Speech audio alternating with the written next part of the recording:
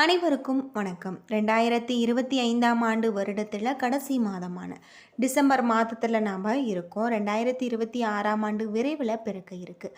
இந்த 2026ஆம் ஆண்டு வருடத்தில் அதிக எதிர்பார்ப்புகள் இருக்குது. அதற்கெல்லாம் அஸ்திவாரமாக இந்த டிசம்பர் மாதத்தில் பலன்கள் பல்வேறு மாற்றங்கள் இருக்கக்கூடும்.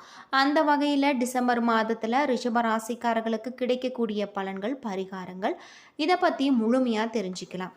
வீடியோ ரொம்பவே பயனுள்ளதாக இருக்கும். அதனால் வீடியோவை கடைசி வரைக்கும் ஸ்கிப் பண்ணாமல் பாருங்கள். இது வரைக்கும் நம்ம சேனலை நீங்கள் இன்னும் சப்ஸ்கிரைப் பண்ணலைன்னா மறக்காமல் சப்ஸ்கிரைப் பண்ணிவிடுங்க. வாங்க வீடியோக்குள்ளே போகலாம். பொதுவாக ரிஷபராசியில் பிறந்தவர்களுக்கு இந்த காலகட்டத்தில் எப்படிப்பட்ட ஒரு நன்மைகள் ஏற்படும் அப்படிங்கிறத பற்றி முழுமையாக தெரிஞ்சுக்கலாம். இப்போ தான் 2025ஆம் ஆண்டு வருடம் பிறந்திருக்கிறது போல இருந்தது. அதற்குள்ள இந்த வருடத்தின் இறுதி கட்டத்திற்கு நாம் வந்துவிட்டோம். எல்லோருமே புத்தாண்டை ஆவலுடன் எதிர்பார்த்து காத்திருப்போம். அந்த வகையில் இந்த புத்தாண்டு ரிஷபராசிக்காரர்களுக்கு கிரகநிலையின் தாக்கத்தால் பல சம்பவங்கள் நடைபெற இருக்கு. ரிஷப ராசிக்காரர்களை பொறுத்தவரை இந்த டிசம்பர் மாதம் சூரியன் மற்றும் செவ்வாய் காலபுருஷனின் 9வது வீட்டில் பயணிக்கின்றார். சனி பகவானின் முழு பார்வை இதழ் விழுகிறதாகவும் அரசியல்வாதிகளுக்கு கண்டமான ஒரு அமைப்பு பார்க்கப்படுவதாகவும் சொல்லப்படுது. குரு வக்ரமடைந்து மிதுன ராசியில் இருக்காரு. அடுத்த 3 மாதம் அவர் வக்ரமாக தான் இருப்பார். விருச்சக ராசியில் புதன் சுக்கிரன் இணைவால லட்சுமி நாராயண யோகம் உங்களுக்கு ஏற்படக்கூடியதாக இருக்குது. ரிஷப ராசிக்காரர்களுக்கு யோகமான ஒரு காலகட்டம்.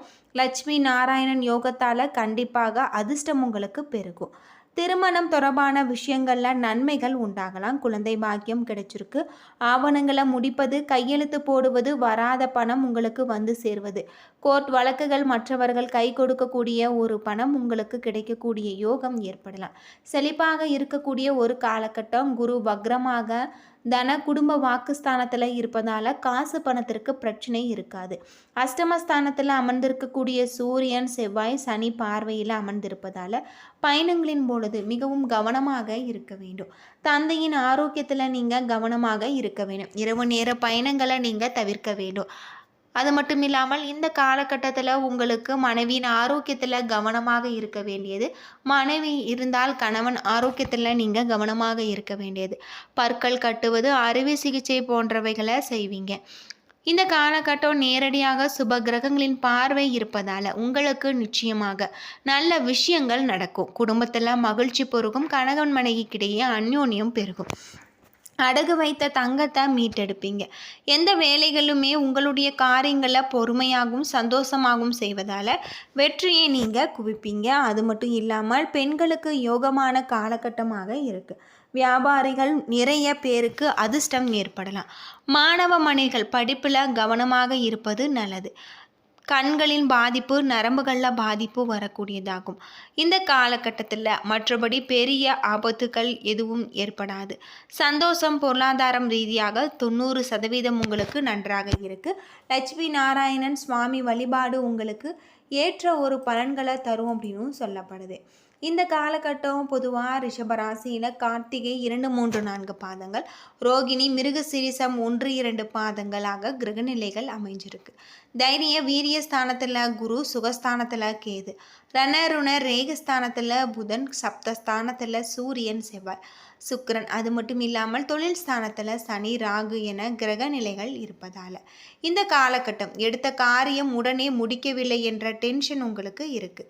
எதிர்பார்த்த வீண் செலவுகள் ஏற்படலாம். வீண் பழி வர வாய்ப்பு உள்ளதால் எதிலுமே நீங்கள் கவனமாக இருக்க வேண்டும். உடல் ஆரோக்கியத்தில் எச்சரிக்கையாக இருப்பது அவசியம். தொழில் வியாபாரம் நன்றாக இருக்கு. அரசு மூலம் நடக்க வேண்டிய காரியங்கள் உங்களுக்கு சாதகமாக முடியும். உத்தியோகத்தில் இருப்பவர்களுக்கு புத்திர பாக்கியம் ஏற்படக்கூடியதாக இருக்கு. புத்தி சாதுரியத்துடன் நடந்து கொண்டு நன்மை அடைவீங்க. எதிர்பார்த்த பதவி உயர்வுகள் கிடைக்கக்கூடும். குடும்பத்தில் இதமான ஒரு சூழ்நிலைகள் காணப்படலாம். புதிய வீடு கட்டுவது, பழைய வீட்டை புதுப்பிப்பது போன்ற பணிகளை நீங்கள் தொடங்க முயற்சி எடுக்க வேண்டும். கணவன் மனைவிக்கு இடையே மகிழ்ச்சி நிலவக்கூடியதாகவும் பெண்களுக்கு லாபம் அதிகரிக்கக்கூடியதாகும். கலைத்துறையில் புதிய வாய்ப்புகள் ஏற்படக்கூடியதாகும். அரசியல்வாதிகளுக்கு புதிய பொறுப்புகள் ஏற்படக்கூடியதாகவும் சொல்லப்பட்டிருக்கு. மாணவர்களுக்கு கல்வியில் உங்களுடைய திறமை அதிகரிக்கலாம். உங்களது செயல்களுக்கு பாராட்டு கிடைச்சிருக்கு. மனதில் தைரியம் கூடும் அப்படின்னு சொல்லப்படுது. கார்த்திகை 2, 3, 4 பாதத்தில் பிறந்தவர்களுக்கு உயர் அதிகாரிகளுடைய பாராட்டுதல்கள் உங்களுக்கு மன மகிழ்ச்சியை ஏற்படுத்தும். அது மட்டும் இல்லாமல் இந்த காலகட்டத்தில் உங்களுக்கு தொழில் வியாபார ரீதியான புதிய முயற்சிகளில் அனுகூலம் உண்டு. சிலருக்கு எதிர்பார்த்த பணவரவு கிடைக்க பெற்று உங்களுக்கு குடும்பத்தோடு சேர்ந்து வாழக்கூடிய பல நன்மைகள் ஏற்படக்கூடிய வகையில் சொல்லப்பட்டிருக்கு. எதிர்பார்த்த இடங்களில் இருந்து தன வருமானம் தாராளமாக இருக்குது. அரசு பணியாளர்களுக்கு அவர்களுடைய எதிர்பார்த்த பதிவு உயர்வுகள் தாமதப்படலாம். அது மட்டும் இல்லாமல் குடும்ப உறவினர்களுடைய ஒத்துழைப்பால் உங்களுக்கு மிகப்பெரிய அமைதி நிலவக்கூடியதாகும். பெற்றோரின் உடல்நலனில் நீங்கள் அக்கறை காட்ட வேண்டியது அவசியம். இந்த காலகட்டம் முழுவதுமே பெண்களின் நடிப்பால் மிகப்பெரிய வாழ்க்கையில் நல்ல ஒரு முன்னேற்றம் ஏற்படும். கணவன் மனைவிக்கு இடையே பேரின்பம் அதிகரிக்கக்கூடிய வகையில் சொல்லப்பட்டிருக்கு. புத்தி சாதுரியத்தால் உங்களுடைய வாழ்க்கையில் பொருளாதார நிலை உயரக்கூடியதாகவும் குழந்தைகளுடைய படிப்பு வகையில் உங்களுக்கு செலவுகள் அதிகரிக்கக்கூடியதாகும். எதிர்காலத்தில் உங்களுடைய தொழில் முன்னேற்றத்தில் நீங்கள் கவனமாக இருக்க வேண்டியது நல்லது. ரோகிணி நட்சத்திரத்தில் பிறந்தவர்களுக்கு இந்த காலகட்டம் உறவினர்களுடன் சென்று மகான்களுடைய தரிசனத்தை செய்து வருவீங்க. மகிழ்ச்சி ஏற்படக்கூடியதாக இருக்குது. அது மட்டும் இல்லாமல் இந்த காலகட்டம் உங்கள் தாயிடத்தில் மிகப்பெரிய ஒரு மாற்றம் ஏற்படலாம்.